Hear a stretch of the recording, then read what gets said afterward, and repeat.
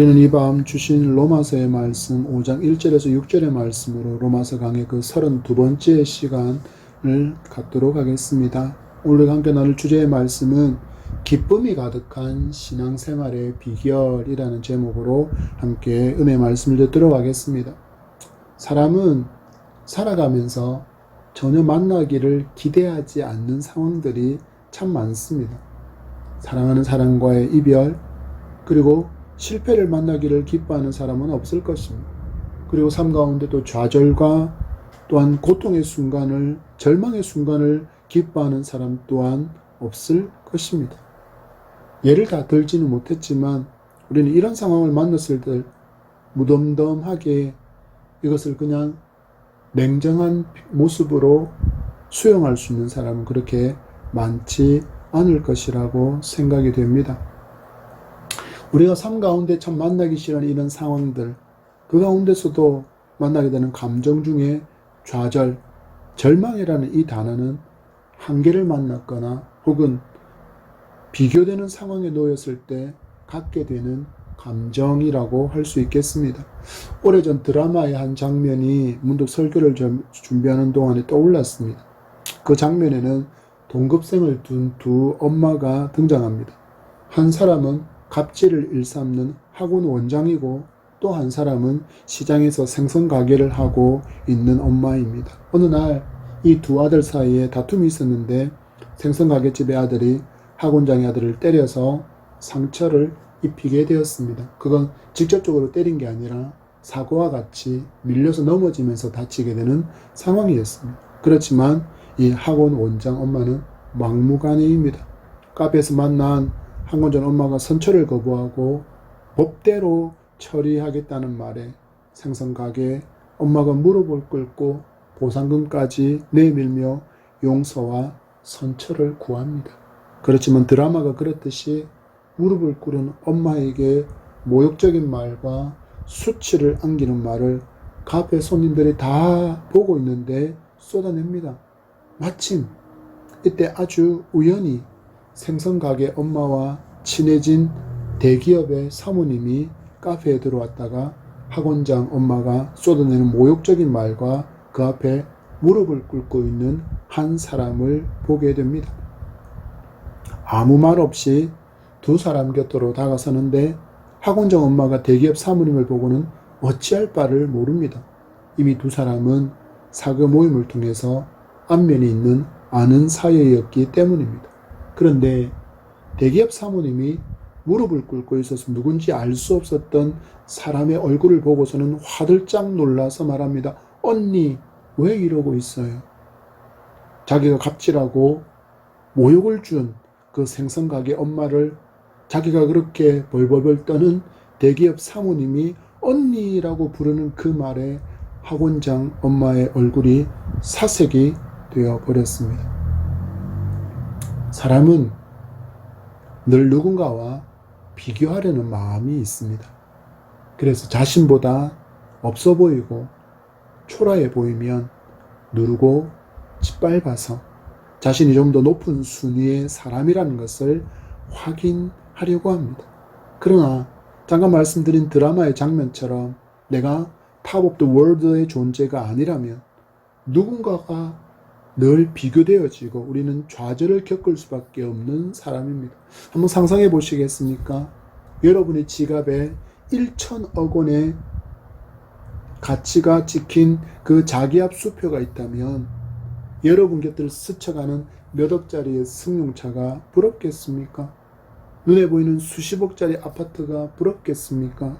아니면 수백만 원짜리 한 끼 식사를 마음껏 즐기는 그 사람들이 부러워하겠습니까?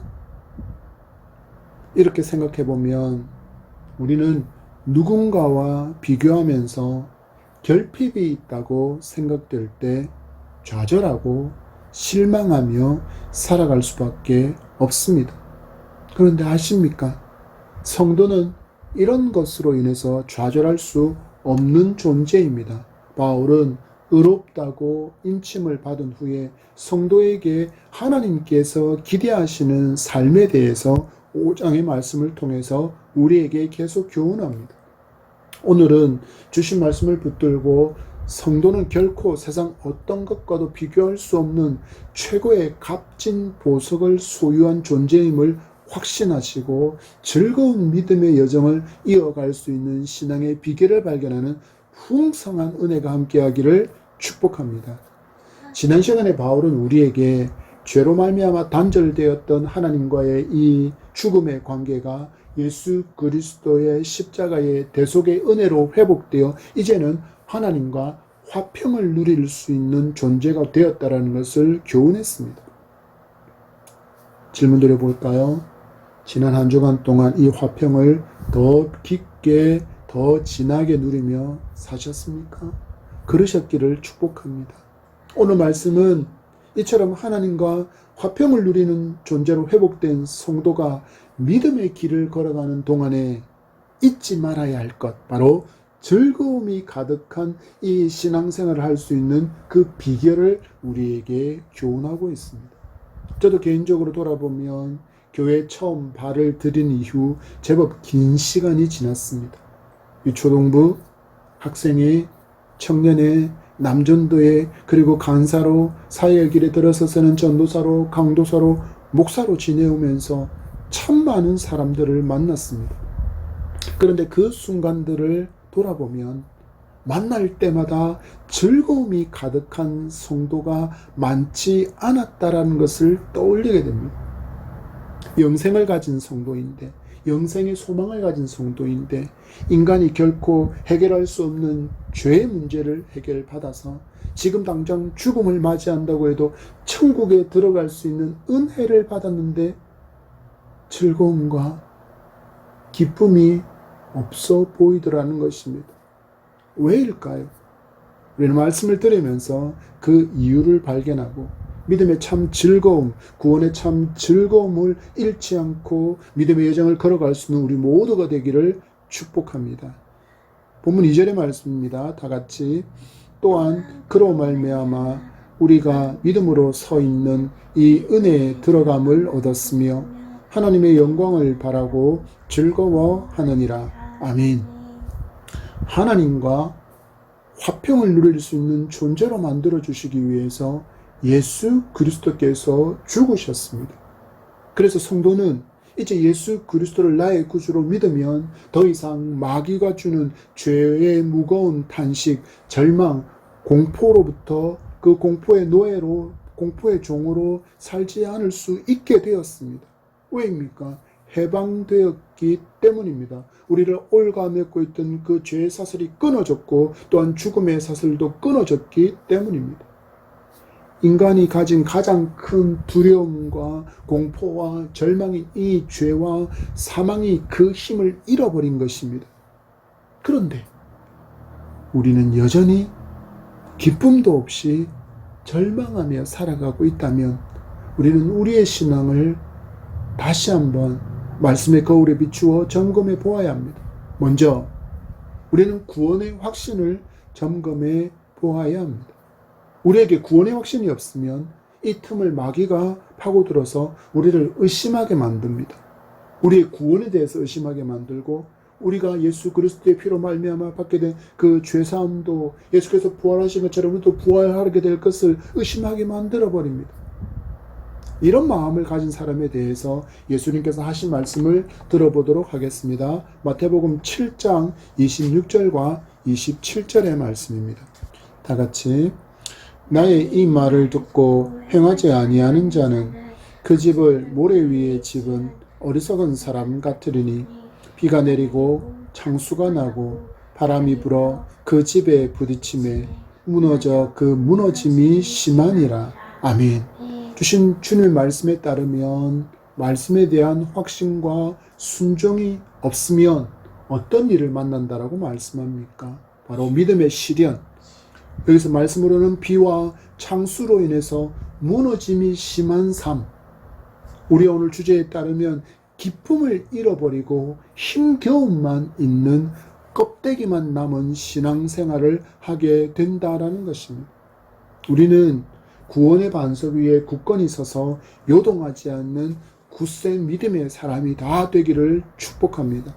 바울 또한 성도는 굳건한 반석 위에 서 있는 삶이어야 한다는 것을 우리에게 교훈하고 있습니다. 2절의 말씀을 보십시오. 또한 그로 말미암아 우리가 믿음으로 서 있는 이 은혜의 들어감을 얻었다라고 이야기하고 있습니다. 우리가 이처럼 즐거운 믿음의 길을 걸어갈 수 있는 것은 오직 예수 그리스도의 죽음과 부활로 인함이라는 것을 성도는 기억해야 합니다. 나의 공로는 없습니다. 곧 구원의 역사에 있어서 나는 어떤 주인 노릇을 할 수도 없고, 그래서 구원받은 하나님의 성도들은 더 이상 내가 주인인 듯이 살아갈 수 없다라는 것을 성도는 착각하며 살지 않아야 한다는 것입니다. 여전히 마치 내 인생의 주인이 나인 것처럼 착각하지 않고 살아가야 한다는 것입니다. 여러분 생각해 보십시오. 주인이면 다 책임져야 되지 않습니까? 여러분이 어느 가게의 주인이고 여러분이 어느 기업의 사장이라면 누가 책임져야 합니까? 말단 직원이 책임져야 합니까? 아닙니다. 결국에는 모든 책임은 그 주인에게 있고 그 사장에게 있습니다. 문제는 우리에게는 모든 것을 책임질 수 있는 능력도 지혜도 전혀 없다라는 것입니다. 그래서 내가 주인인 인생을 살면 더 힘겹고 더 고통스러운 것입니다. 그럼에도 내가 주인인 인생을 살려고 하면 결국 인간은 한계를 가졌기에 한계를 만나서 절망하고 절망과 탄식을 잊어버리고 술로 다른 엉뚱한 것을 찾아 헤매고 헤매는 인생이 되고 맙니다. 우리의 이처럼 연약한 한계를 다 아시는 주님이시기에 주님은 우리의 주인이 되셔서 우리의 삶의 문제를 모두 맡아주시고 책임주시겠다고 약속해 주시며 우리를 쉼으로 초대해 주신 것입니다. 마태복음 11장 28절의 말씀입니다. 다 같이 수고하고 무거운 짐진 자들아 다 내게로 오라 내가 너희를 쉬게 하리라. 아멘.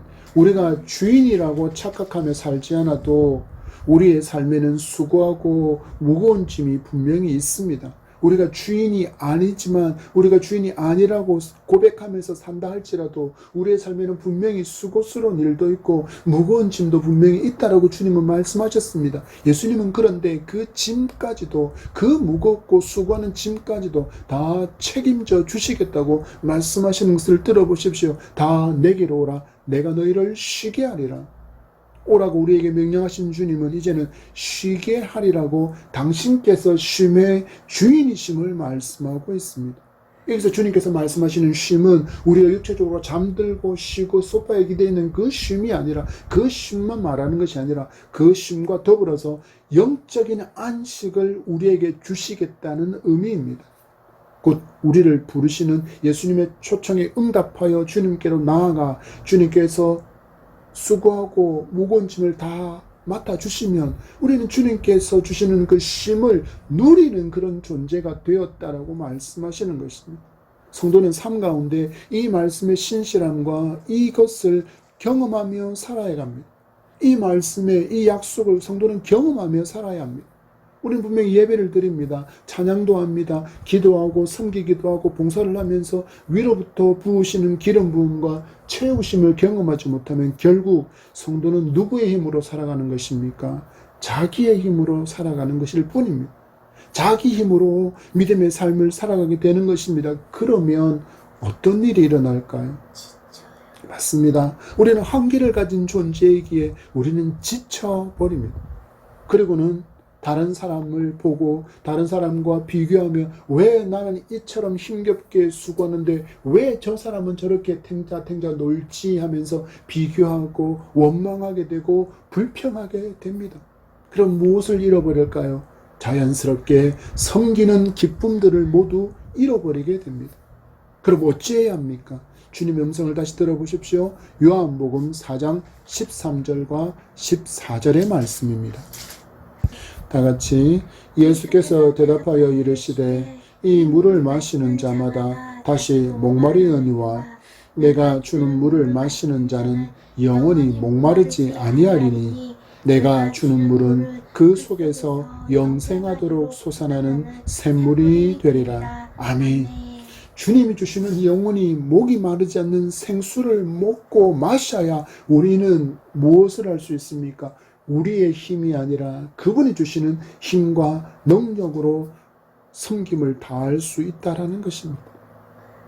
이런 하나님의 체험을 경험해야 비로소 성도는 요동하지 않는 반석 위에 굳게 선 믿음의 삶을 살아갈 수 있는 것입니다. 그러면 기쁨을 잃지 않는 믿음의 삶이 됩니다.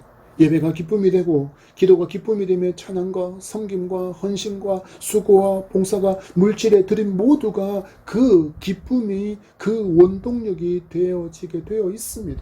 이 기쁨이 가득하여 기쁨으로 잘 섬기는 우리에게를 축복합니다. 바울은 말씀을 통해서 우리에게 이 신앙의 즐거움을 잃지 않는 두 번째의 비결을 이어지는 말씀을 통해서 알려주고 있습니다. 역시 2절의 끝자락입니다. 하나님의 영광을 바라고 즐거워하느니라. 아멘. 앞에서 잠시 예화로 말씀드린 것처럼 여러분의 주머니에 1천억짜리의 수표가 있다면 거의 모든 것이 부러움의 대상이 되지 않습니다. 왜일까요? 그냥 할 수 있기 때문입니다.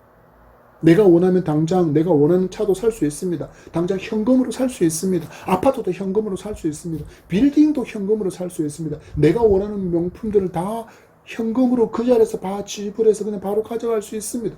그렇게 다 살 수 있기 때문에 더 이상 그것들은 부러움의 대상이 되지 않습니다. 우리는 반드시 기억해야 합니다. 하나님보다 크고 위대하고 값진 보석은 없습니다.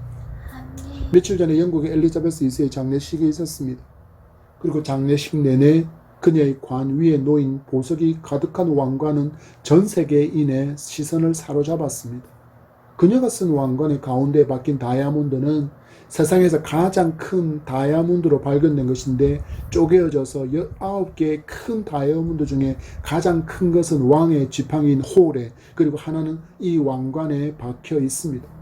참고로 이 다이아몬드의 가격을 알아보니 무려 4천억 원이 넘을 것이라고 가격을 메워 놓았습니다. 여러분, 4천억 상상하기도 힘든 금액이지 않습니까? 그렇지만 4천억이 가장 큰 금액인 아닙니다. 더 큰 금액도 있고 더 많은 재물을 가진 사람도 넘쳐납니다.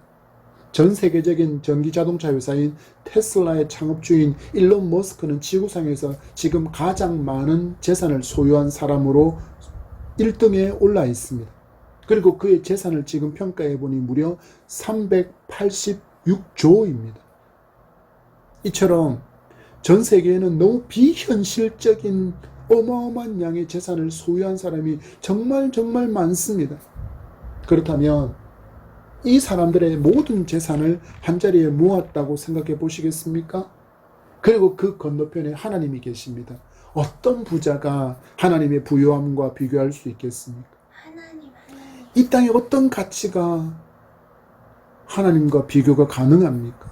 비교하는 것 자체가 하나님을 모욕하는 행위입니다. 그런데 여러분, 사람은 그렇게 살아갑니다. 하나님께서 창조하신 것을 하나님보다 더 가치 있는 것처럼 여기며 살아갑니다. 그러면서 비교당하고 또 비교하면서 절망하고 좌절하며 살아갑니다. 질문합니다. 하나님은 여러분께 어떤 존재입니까? 돈보다 못한 존재는 아닙니까? 자녀보다, 건강보다, 내 가족보다, 건물보다, 권력보다 못한 존재는 아닙니까? 하나님께서 여러분의 최고이시기를 간절히 소망합니다.